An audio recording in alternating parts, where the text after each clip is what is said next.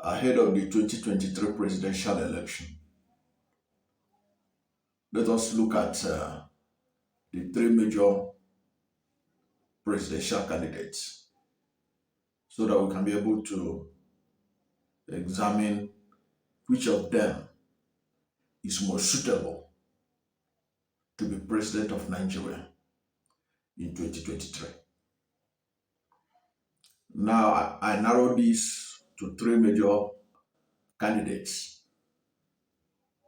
Peter Obi of the Labour Party, Asiwaju Bola Ahmed Tinubu of the All Progressive Congress, and Alhaji Atiku Abubakar of the People's Democratic Party. Which of these three men is most suitable to be president of Nigeria in 2022? Now we're going to look at this from three major perspectives. From the moral perspective, from the capacity perspective, and from the corruption perspective. Let us begin with Mr. Peter Obi, who I think is most deserving to be the president of Nigeria in 2023 of all these men. And I will give you the reason why I think he is the man. If we are basing our assessment on morality, on capacity, and on corruption. And these three indices are very important if we are to be sincere to ourselves that we want the best for our country. Now let us address the moral issue. Now, moral issue here encompasses the issue of fairness, justice, and equity. It also has to do with the God factor. The God we serve. Most of us Nigerians, we are either Christians or Muslims, and we believe that God is just and that God is fair. Now, in the eyes of God and morality, which of these three men supposed to be the president of Nigeria in 2023? Now, let us address the issue of fairness, justice, and equity. Mr. Peter Obi is from the southeast. Alhaji Atiku Abubakar is from the northeast. Is from the north. And Asiwaju Bola Tinubu is from the southwest. Since 1999, the north has produced the president. Northwest and northeast has produced the vice president. Northeast that Atiku Abubakar comes from has produced vice president, which Atiku Abubakar is the main beneficiary of that position.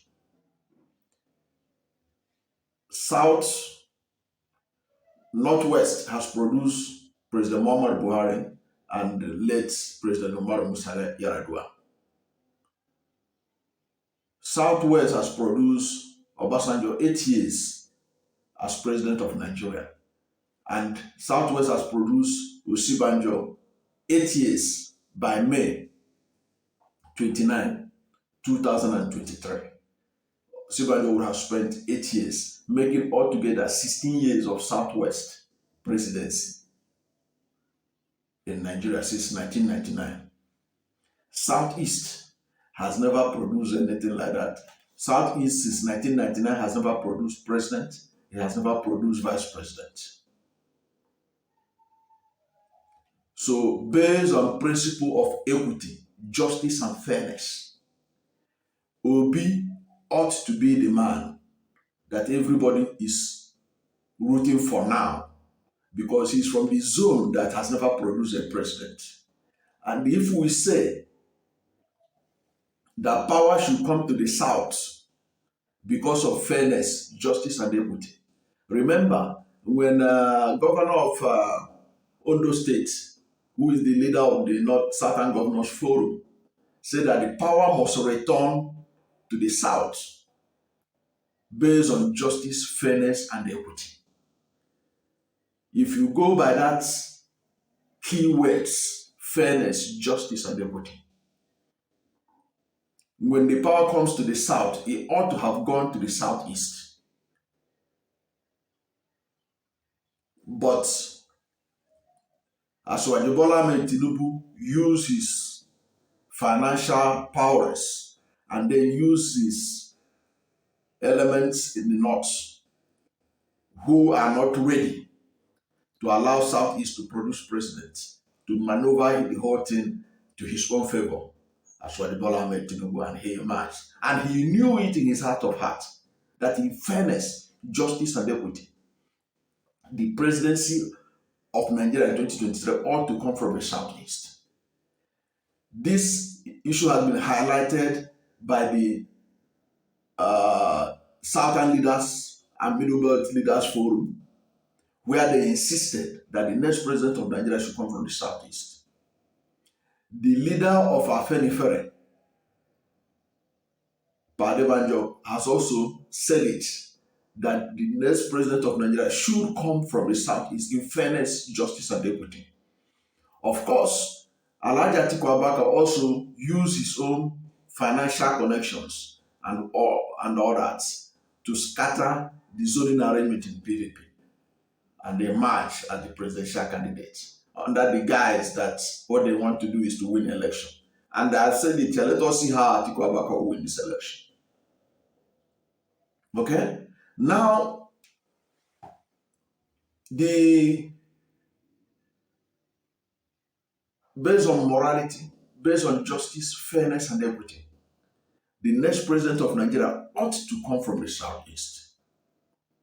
So, based on those principles, if God is a God of fairness, if God is a God of justice, if God is a God of peace, equity, surely God is behind Peter Obi. If that is what God stood for, fairness, justice, equity, do unto yourself, do unto your neighbors, you wish them do unto you. That stands Peter Obi head and shoulder in the realm of the spirit above any of them, whether Atiku Abubakar or Asiwaju Bola Ahmed Tinubu. So that settles it in the realm of the spirit, in the realm of the spiritual, in the realm of God. The president of Nigeria should be Peter Obi. Now let us go into the other angle of it in terms of capacity. Which of these three men has capacity to be able to help Nigeria wriggle itself out of the economic quagmire that it is inside right now, where our debts, the debt of Nigeria, both local and foreign, is burgeoning, where Nigeria cannot be able to pay salary. Nigerian government can't pay salary without borrowing, where Nigeria is the only oil producing country. At the time oil prices at this highest level, does not have credit in its balance sheet from the sale of oil, to the point that JP Morgan has blacklisted Nigeria. That Nigeria doesn't deserve to be given loan. Now, let us look at Mr. Peter Obi's capacity. Mr. Peter Obi is a man who showed capacity as governor of Anambra State in terms of fiscal responsibility, which is what is needed right now at the federal level. And you don't expect that capacity to be provided by those who spent millions of dollars to influence delegates, to make them the presidential candidates of their political parties to be the solution.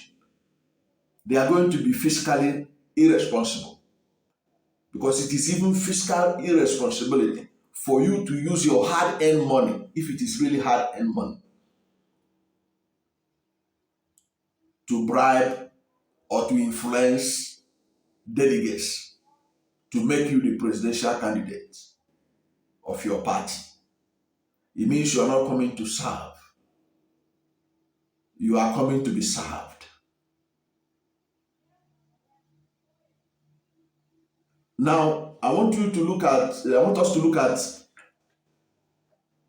assessment, independent assessment of these three men. In her book, in her memoir, Dr. Ngozi Okonjo-Iweala, who is the Director General of World Trade Organization, in her book, Reforming the Unreformable, she said so many things about Mr. Peter Obi's capacity. She was so full of praise about Peter Obi's capacity in Anambra State that she said that other states ought to go to Mr. Peter Obi to learn governance. She confessed that when they had issue at the federal level, they used to invite Mr. Peter Obi. He used to be their example of what is possible. She noted that Peter Obi is from Anambra State that received some of the least allocation from the federation account. Yet Mr. Peter Obi was saving steadily and was still doing a lot in terms of building infrastructure, building roads. She talked about the fact that even some of the roads that his predecessor, the Senator Ngige, the roads that he started that he couldn't finish, Obi finished those roads. And today, people call that road Ngige Road, but it doesn't matter to Peter Obi. The important thing is that Anambra money was utilized effectively. In the area of schools, Ngozi talked about how Peter Obi transformed school in Anambra State, handed it over to the ministry and to the missionaries. And he was not throwing money at it, but he was putting in measurable money inside the education sector. And the result was unprecedented. So you talk about the fact that Mr. Obi attracted multinational companies to Anambra State. Anambra was like a paradise state. At the time Obi took over, there was so much insecurity. There was so much going wrong with Anambra State. Obi attracted investors, foreign investors to Anambra State. And he didn't stop there. He also made sure that local companies like Innocent Motors were supported by ordering thousands of cars and buses from Innocent Motors. And at the end of the day, the economy of the state grew. Before we go on, if you are not yet subscribed to my channel, please subscribe to my channel. Hit the subscription bell, hit the subscription button, hit the notification bell, because when you subscribe and hit the notification bell, anytime we have a new video. Anytime I have a new video, you'll be among the first to know. God bless you.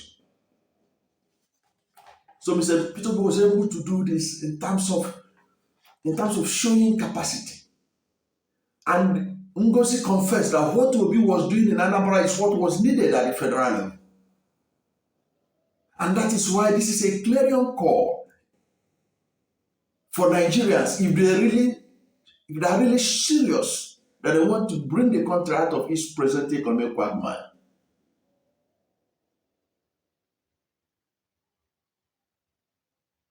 Dr. Ngozi Okonjo said that P2B is a pragmatic economist and a practical economist who not understand the streets and understand the theoretical aspect of how to transform the country. So I recommend that Dr. Ngozi Okonjo-Iweala's memo. In fact, if you read when that book came out, Ngozi Okonjo-Iweala was saying that books ought to be written about Mr. Peter Obi, his capacity to manage resources, public resources. And I think I'll try and put the link, the Twitter link of Ngozi Okonjo-Iweala on the bottom of this video, so that people can go and check it out. And then when you talk about corruption, Obi ran a transparent administration in Anambra State. There is no corruption allegation against him. There is no corruption allegation against him. He was very transparent. His handover was one of the most transparent handover notes ever in Nigeria. So there is a lot going for him. We're not even talking about the 75 billion he left for his successor, for which his successor confessed to governor of Taraba State that was the money they used to build the present international cargo airport in Anambra State. Part of it was used.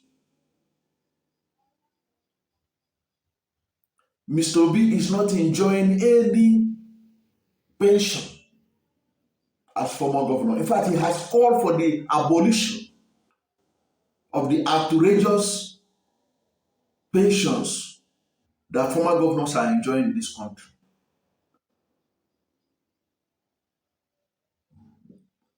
Which civil servant that spent 35 years in service are not entitled to after years of service to their fatherland. Many of them have never received their gratuity or pension. 10 years, 15 years after retirement, 20 years after retirement. But governors who serve for 8 years are having houses built for them in Abuja and in Lagos. Their cars change every 3 years, 6 cars. Not to talk about their entertainment allowances and all that, which I have addressed. I addressed that of Lagos State in one of my videos.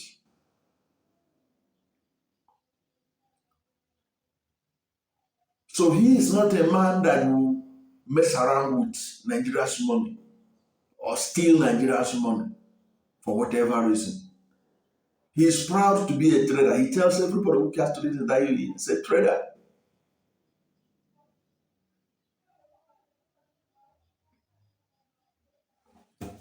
Now, the next person we have to look at is Tinubu. By fairness, justice, and equity, Tinubu is disqualified. Southwest has produced president and vice president for 16 years. It is unfair before God and man for Tinubu to present himself. But having presented himself, Nigerians ought to reject him, since they claim Nigerians We all claim to be Muslims and Christians, and our God we serve is a God of fairness, justice, and equity. He ought not to be the next president of Nigeria. Southwest have taken a fair share of leadership since 1999. That said, Tinubu had been the de facto governor of Lagos State since 1999. He left power officially in 2007, but he is still in charge. He changes the governors at his will in terms of he determines who gets second term and who doesn't. He determines who becomes the governor and who doesn't. You have to be in his good book for you to become governor of Lagos State. That is indisputable. Nobody can say he didn't know about this. It's an open book. He controlled the finances of Lagos. So you can say that Tinubu remains the governor of Lagos State, de facto governor of Lagos State from 1999 to date. Now, one of the things he's telling Nigeria is that he wants to replicate his success in Lagos in Abuja or in the federal level. So he want to do for the whole country what he has done in Lagos. What has he really done in Lagos? Lagos, by the kind of money that Lagos attracts, Lagos is the first capital of Nigeria. By accident of geography, Lagos monopolizes all the port activities in Nigeria. And in all those port activities, Lagos generates billions from it. If you look into the amount that Lagos generates and what Lagos is, you know that Lagos has been subchanged in the past 20 years plus that Tinubu has been in charge of Lagos. And there is nothing to write home about Lagos. Because Lagos ought to be competing with Dubai as a city state. But is Lagos competing with Dubai? Lagos is not competing with Dubai. In fact, the verdict about Lagos will make you shed tears. Let me read for you what the Economist Intelligence Unit said about Lagos. According to the Economist Intelligence Unit, he said Lagos is the second worst city to live in the world. Did you hear?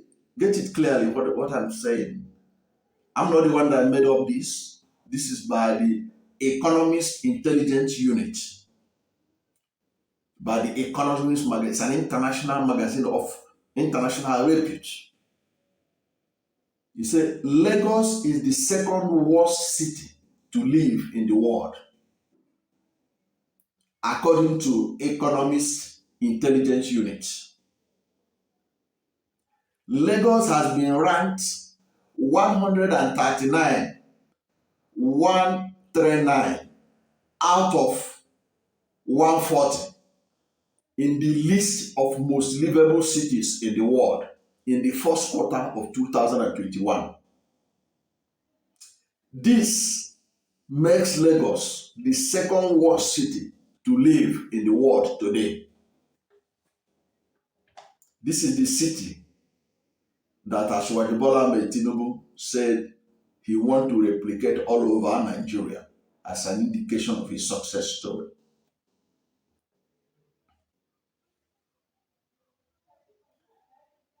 This is a verdict, an independent verdict of how messed up Lagos is.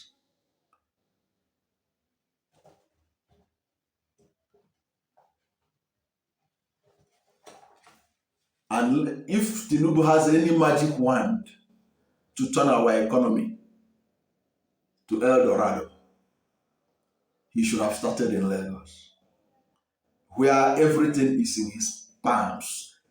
Tinubu controls the governors of Lagos. He controls the State House of Assembly. Yet he is not able to turn Lagos into a city-state like United Arab Emirates, like Dubai, given the avalanche of billions that comes into Lagos.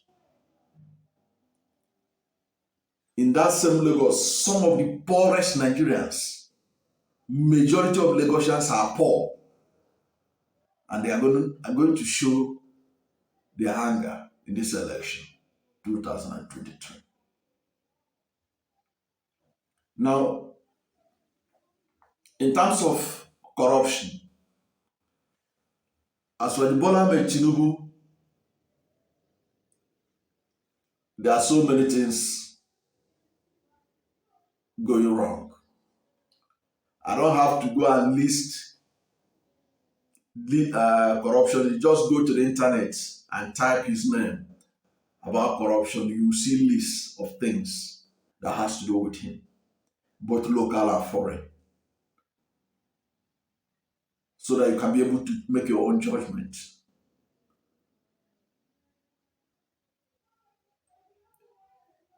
Any man who can spend what was being alleged in the papers in public domain, dollars, to win a ticket of a party, cannot be transparent. So Nigerians have to know what they're looking for. They should be careful that they don't fall in from frying pan to fire. Then, in case of Alhaji Atiku Abubakar, by the principle of zoning, justice, fairness, and equity, Atiku ought not to be in this race. The presidential candidate of PDP ought to have been from the southeast, or at worst, or at most, from any of the southern zones. But based on fairness, justice, and equity, the presidential candidate of PDP ought to have come from the southeast.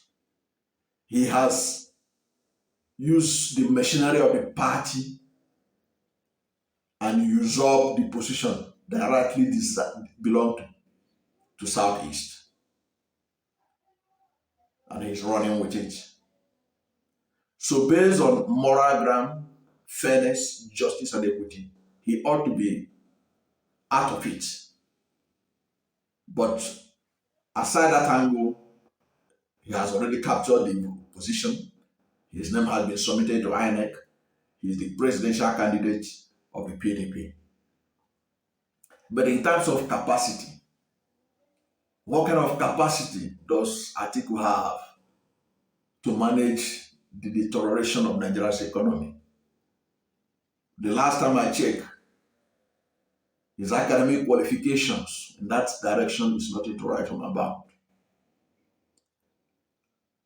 The last time I checked, he was the chairman of the privatization committee of the federal government. At the time, many government establishments, organizations, companies were privatized. But many of us today are still suffering from the kind of privatization they did. They privatized public assets and turned it into their private assets. Today, NEPA has been privatized, but Nigerians cannot see power. The megawatts that are being generated today is even worse than before the thing was privatized. Nigerians are having more darkness than ever before. So in terms of capacity, Atiku Abubakar has not shown it. And there's no hope that he has improved himself in the past many years that he left office as vice president. You can see someone like Mr. P2B, how he went to Egypt and they took him around a power station. That is how a leader. It shows you that Mr. P2B is not just a leader, he's a thought leader. You can't compare him with all his competitors. Then in terms of corruption, need I say anything more? Obasanjo has said everything in his memoir. All you need to know about Alhaji Atiku Abubakar. And he said all those things clearly in his book. And Alhaji Atiku Abubakar has not taken him to court. He has not gone to stop the publication of those books. And